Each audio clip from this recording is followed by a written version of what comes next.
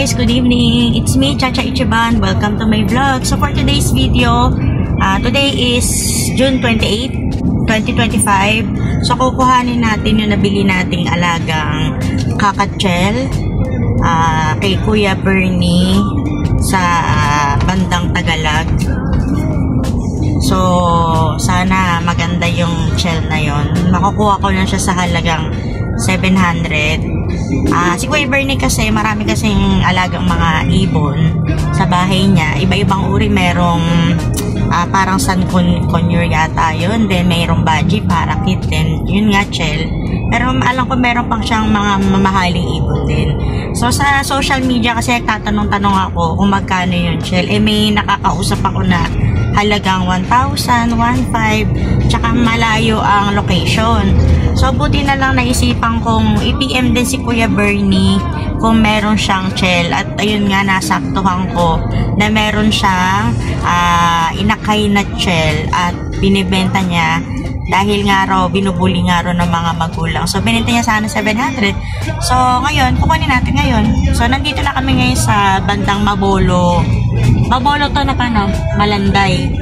Bandang Mabolo, Malanday. So malapit na kami sa Tagalog. So antayin niyo yung susunod namin video.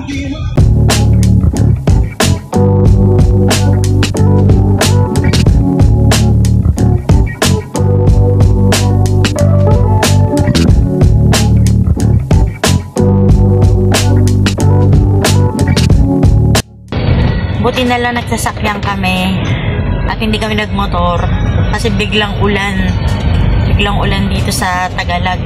Lakas-lakas, sobrang lakas, kawawa kami, basa pati yung ibon na makukuha namin.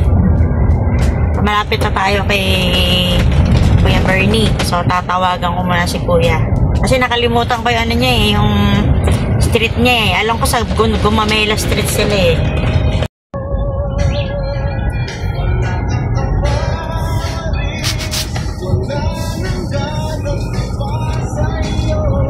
solar.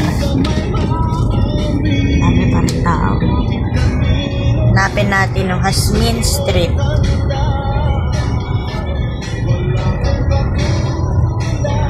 Sa ilang-ilang.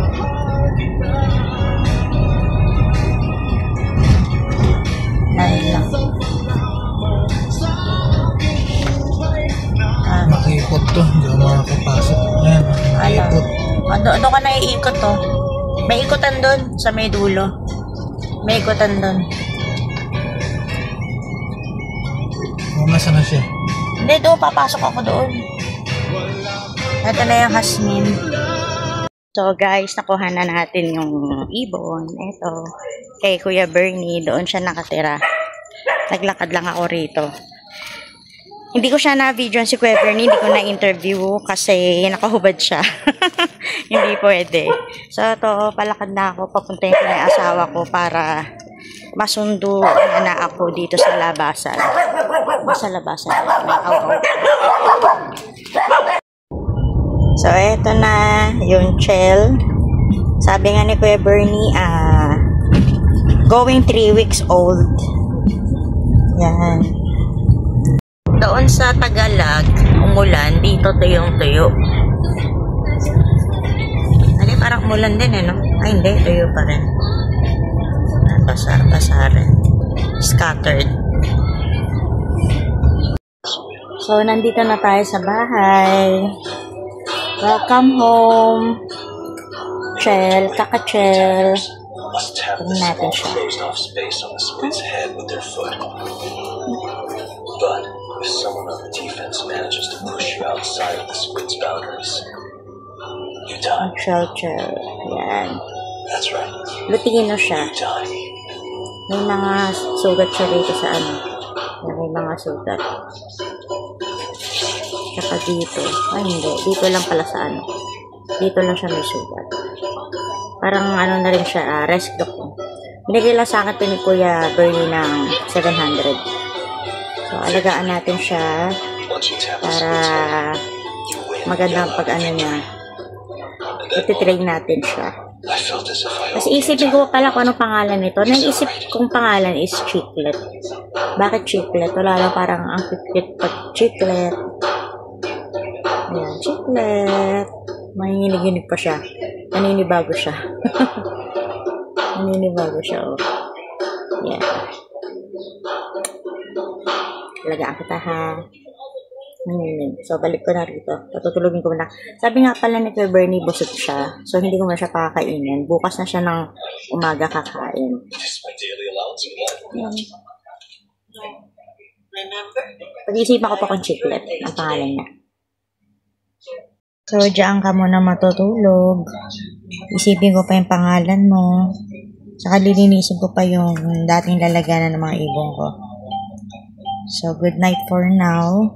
Chel. Kaka-chel. 1:52 a.m. Tingnan natin si Kaka-chel. Nilagyan ko nito para hindi maanuhan ng lamig kasi naka-aircon kami. Ayan siya.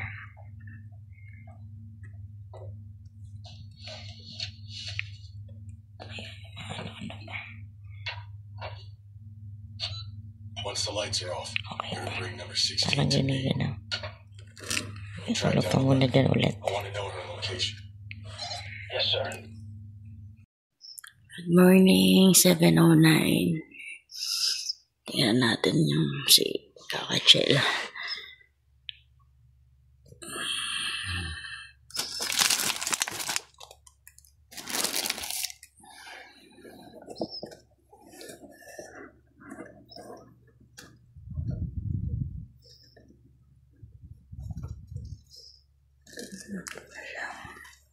So, kakain na siya ng breakfast niya. So, nagpainit lang ako ng tubig. So, ito na yung mga gagamitin. Siyempre, syringe. Aalisin ko ito pinakadulo para makakain to si Kaka-chel. Iniisip ko pa yung pangalan nito eh.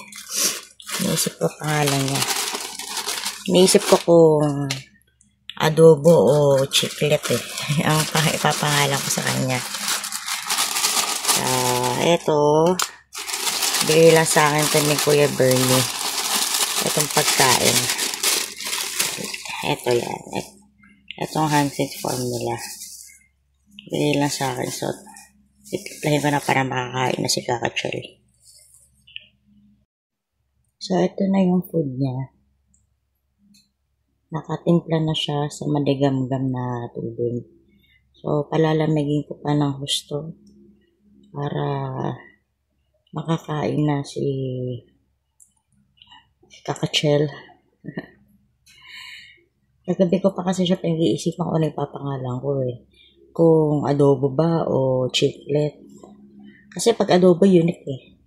Unique na unique. Yung chiclet naman, napaka-cute. So, pag-isipan ko pa o ano yung pinaka-final.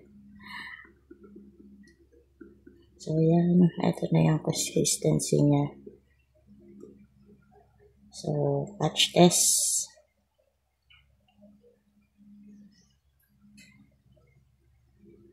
Init-init pa. Init-init pa siya.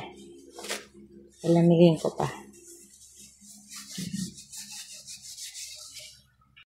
So guys, eto na si Kaka-chel. So meron pala ako rito malunggay. So gagawin ko magpipinch lang ako ng konting malunggay dito sa pagkain niya para maging healthy rin siya. Tapos may binili rin pala ako mga noon na mga vitamins sa dati kong ibon. Ito siya. Yung Calci Bird ng Picoy, then yung Multi-Bird ng Picoy. So, mamaya ilalagay ko rin to. Tsaka, chinek ko naman siya na, yung expiration niya, hindi pa siya expired. So, tatry natin mamaya. So, as of now, ito munang malunggay. Try natin to.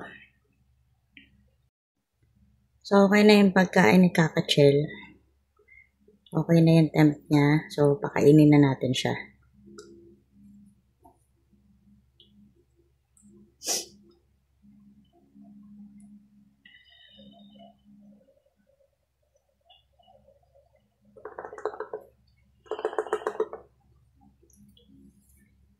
Tutulog pa.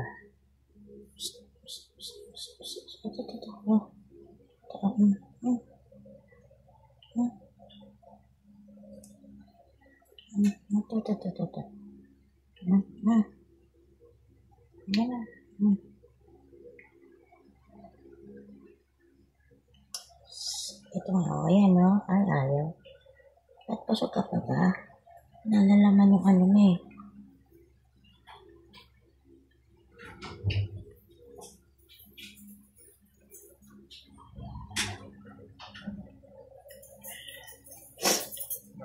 Oh, Yan yung tahong.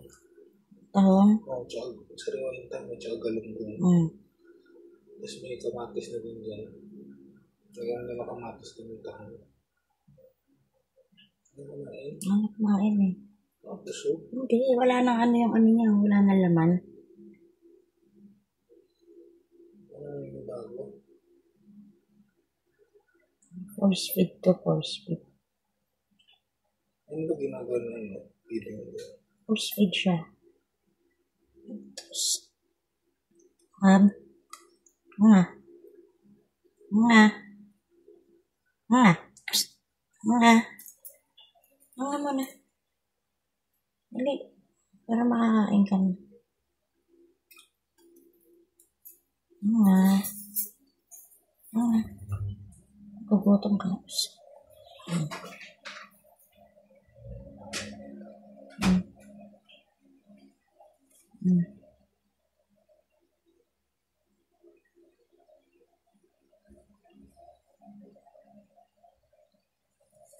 Kailangan mo kumain.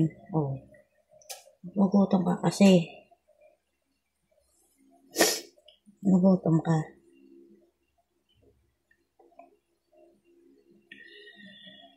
Nagpakain ka raw. Dapat daw nandito. Igagano mo yung ano rito. Yung syringe. Pababa. Pa ganyan. Tapos itong pinaka ano niya. Check mo kung lubo na. Pag lubo na, busog na siya. Ito, hindi pa siya busog. So, kailangan pa natin siyang pakainin. So, try natin ulit. Para busog siya.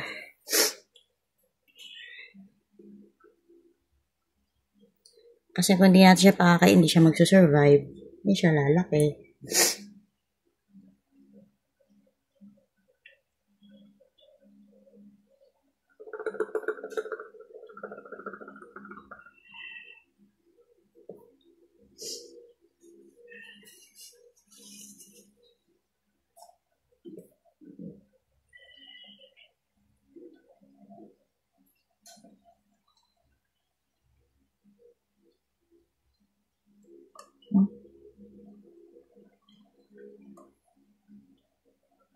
Sekarang aja nih.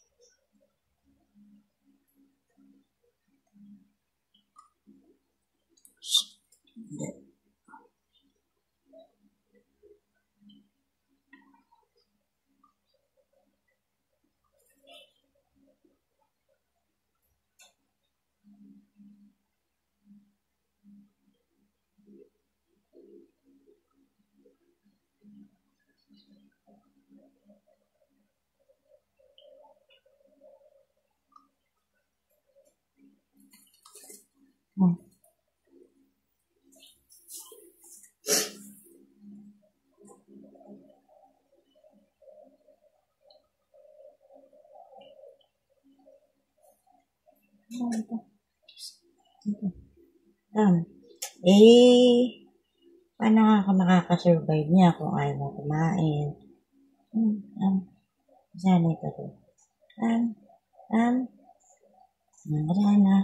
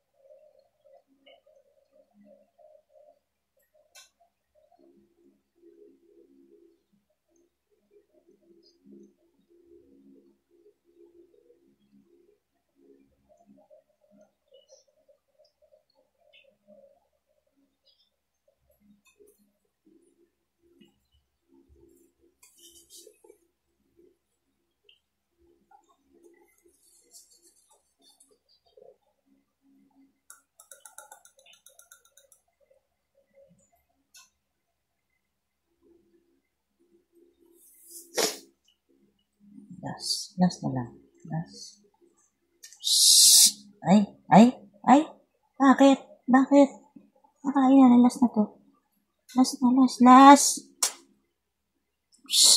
Kunti na lang. Alis mo yung paa mo. Ito na yung butching na ngayon. Yan. Nakaumbok na siya. Ibig sabihin, fully na. So, unti-untiin lang natin kasi sabi sa ni Kuya Bernie, hindi pa gano'n natututong mag-syringe. So, sanayin natin at alagaan natin si Kakachel. Yan na, tatulog siya, oh. Borlog yarn. Talagay na natin siya sa box. Taka na. Balik ka muna rito. At aayusin ko yung kulungan mo. Ito na. Baba. Yan. Diyan ka sa kusot. Para ano. Yan. Tulog na. Tulog na. Mamaya ka lilipat sa bago mong bahay. Kasi itong matitira, i-ref ko muna to. So, pwede pa ito mamaya. Kailangan siya i-ref kasi mapapanis siya pa hindi mo siya na-ref. Sayang, ang dami pa eh. Ang dami ko pang pakain. Sayang pa maitatapon. So, mamaya ulit siguro mga tawag dito, hapon o gabi, pakainin ko ulit si Kakachel. So guys, 1:09 PM. So, chinek ko si Adobo. Adobo na nga pala pangalan nito. Adobo.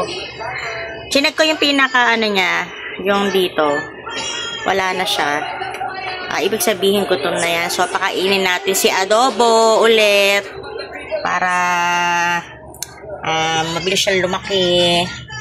So, tara na, pakainin natin. So, ito yung natirang formula ni Adobo. So, mix lang natin. Baka kasi may mga buo-buo. So, napa-cool down ko na siya. So, pakainin natin ulit si Adobo. Bibigay ako ulit sa kanya ng ganito karami. Yan. Tsaga-tsaga lang tayong mag-hand feed. Adobe. Psst. Tutulog na naman siya. Adobo. Uy. Adobe. Tutulog. Uy. Ito na. Adobe.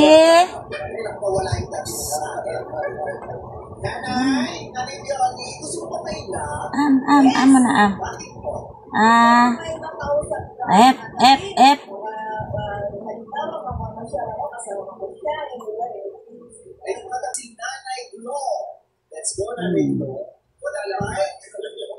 Finish.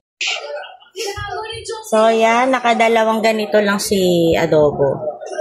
Hindi muna natin anihin para masanay siya na masanay na sa hand feed. Kasi medyo may piglas-piglas pa siya. Ayaw niya eh. Tsaka, yun nga, medyo lasing-lasing din. Tapos, kumain na naman si Adobe. So, balik natin ulit siya sa kanyang crib. Hindi ko pa nililinis sa niya eh. Yung crib niya eh. So, dito ka muna, Adobe. Tara, dito ka, Adobe. O, diba, Adobe? Dito ka lang. Mamaya ka ulit kakain. Mga 5 or 6 PM. So, sleep muna siya ulit. Para mabilis siya lumaki. Sana nga na itong mga sugat niya rito, maka-recover na. Pero sa tingin ko makaka-recover kasi goods naman siya. So, mamaya ulit, mga 5 or 6 PM, pakainin natin ulit.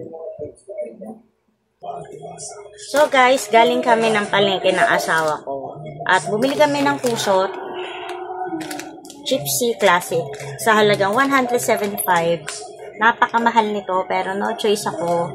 Kasi, kesa lumayo pa ako ng papuntang Marulas, traffic, rush hour. So, napunta na lang ako sa palengke ng Malinta.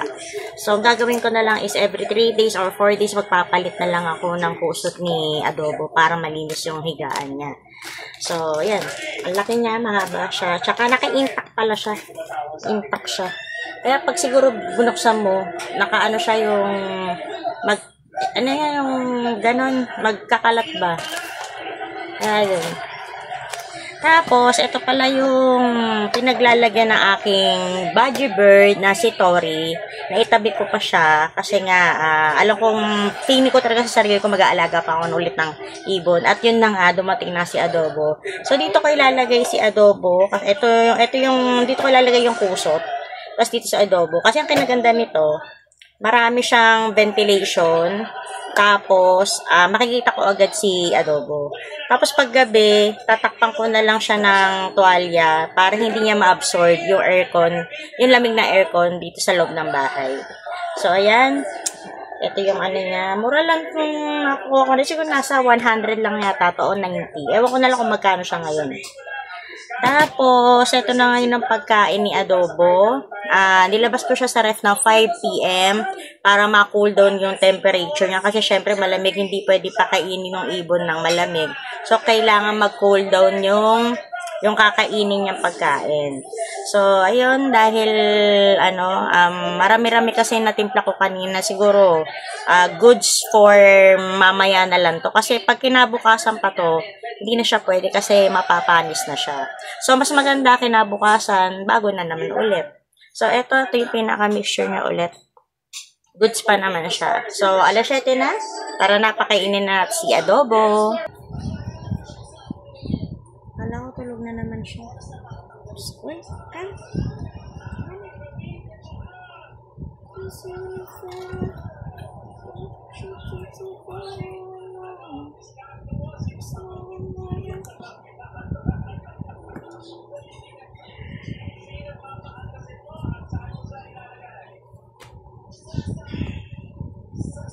Galing, yung mo isa din.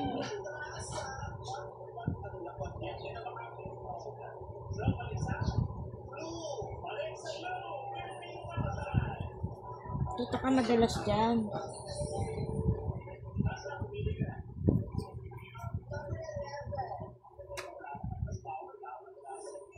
So, alas 7 na, kakain na si Adobo. Adobo, saan ka pupunta? Adobo?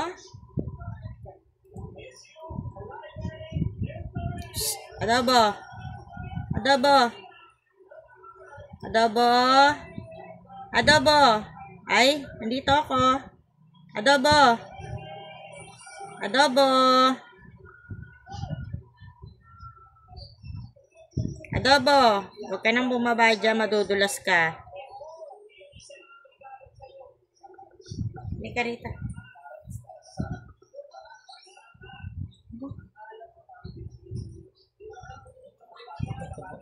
Ito yung ano niya. Wala na. Flat na siya. Flat. Flat na. Flat na siya. Hindi mo talagang pakainin.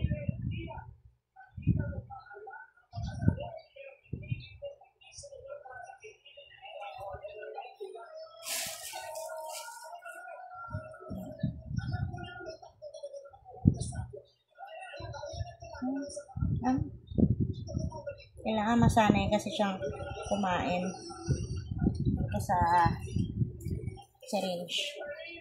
Nahihirapan ako. Bumuit. Dito ka. Nahihirapan ako sa'yo. Wait. Mga. Para busog ka na. Wala na laman ng butsin. Ay! Kakain lang. Kakain. Kakain lang. Kakain lang. Hindi na.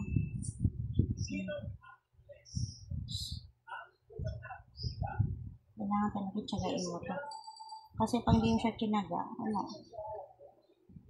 Pwede.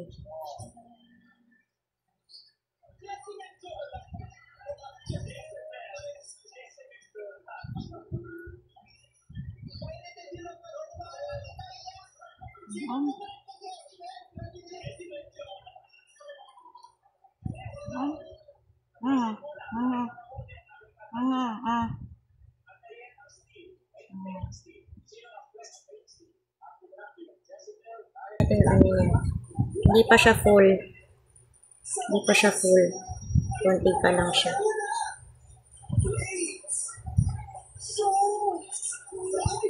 Mali.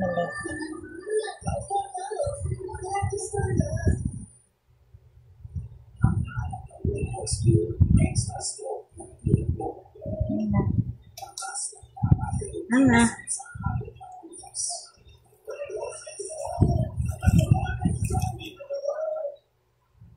Ito pa. Palayo ka yung palayo sa akin. Ito pa.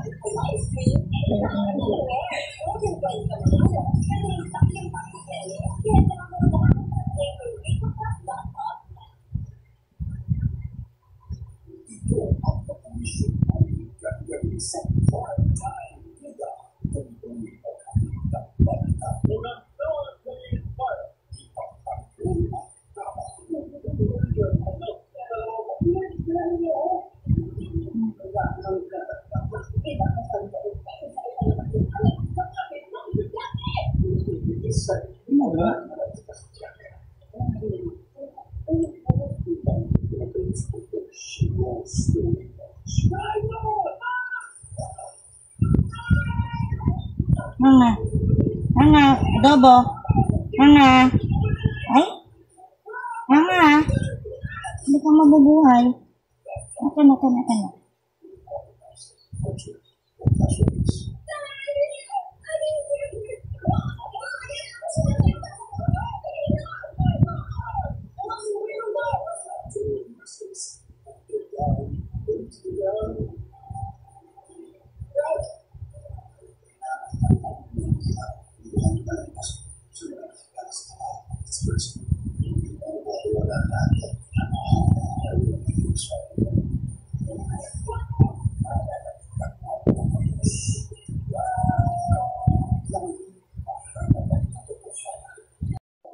So guys, ilagay na natin yung kusot dito.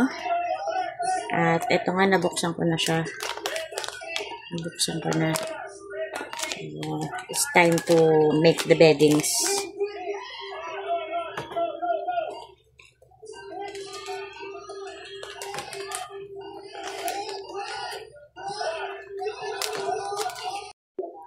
So ayan na ano na natin yung kusot. So, ano lang natin. Ganyan lang. Para ba maganda. Lapat ba? Lapat siya. So, pwesto na natin si adobo. Si adobo tulog na naman. Come. Tulog na tulog.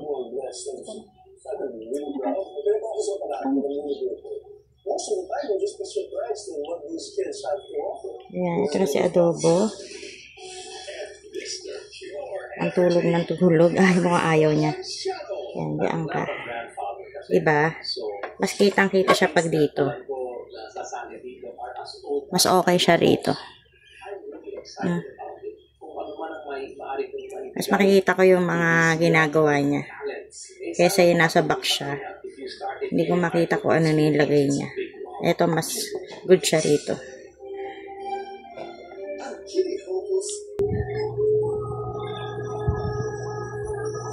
So, yun guys, tapos na tayo magpakain kay adobo at nailagay siya rito sa kanyang bagong bahay na may bagong kusot. Yan. So, magpo-post ako ulit ng after a week video para kay adobo. Tingnan natin ang progress niya kung ano ba yung magiging magbabago sa anyo niya. Tsaka nga pala yun sa sa paggawa niya. Napansin ko kasi na hindi siya ngumangawa. Which is sinabi ko kay Kuya Bernie na, Kuya Bernie, bakit hindi ngumangawa si adobo? At pag nagugutom siya, hindi ko siya narinig na, yun nga yun na iingay. So sabi sa akin ni Kuya Bernie, baka raw na stress. Tsaka yung kaya din hirap din daw siya kumain dahil inawat niya raw ito sa magulang niya dahil binubuli siya ng parents ni adobo. Kaya nagkaroon siya rito ng mga sugat-sugat dito sa ulo niya, tsaka dito sa may yung ito sa banda rin yung pakpak, sa bandang pakpak niya. Actually, medyo marami siya sugat, pero buti nga kamo naghihilom na. So, kaya inawat niya sa parents niya. So, yan, sana magkaroon ng progress si adobo at makapagngawa-ngawa na. At, yan nga, sana hindi na siya matamlay kasi napansin ko matamlay din siya. So, yung nga pala, by the way, yung ito nga pala formula niya, nilagyan ko siya ng malunggay para at least meron siyang vitamins. Then, bukas na umaga, itatry natin tong nabili kong vitamins sa Shopee. Itong Picoy na multi-bird, tsaka Picoy Calci-bird. Sabi sa akin ni Kuya Bernie, i-ano ko kay adobo to ng umaga para mas maganda raw. Then, yun, sana nga maging si adobo kasi ang tamlay niya. Para siyang groggy kasi. Sana may magbago sa kanya, pero hindi ko to susukuan, syempre. Aalagaan ko to hanggang sa mag-improve siya. Para lang din nangyari sa alaga ko si Tori, yung budgie ko. Kung makikita nyo sa tingnan nyo yung video ko kay Tori, yung budgie bird. Yun ang pinakauna kong ibon. So, eto, sa pinakaalaga na hand feed, si adobo ang pangalawa ko. So, ayan, sana maging ka na, sana maging ayos ka na adobo. Kasi lagi siyang tulog ng tulog, tingnan nyo. Tulog ng tulog. Puro siya tulog. Tapos pag nagugutom siya, pag wala na siyang sa butchi niya, hindi siya ngumangawa na nagugutom na ako. Sana maging okay na siya. So, yun, kita-kits sa 1 week video ulit. So, don't forget to like and subscribe to my channel. Until next time, see you. Bye-bye.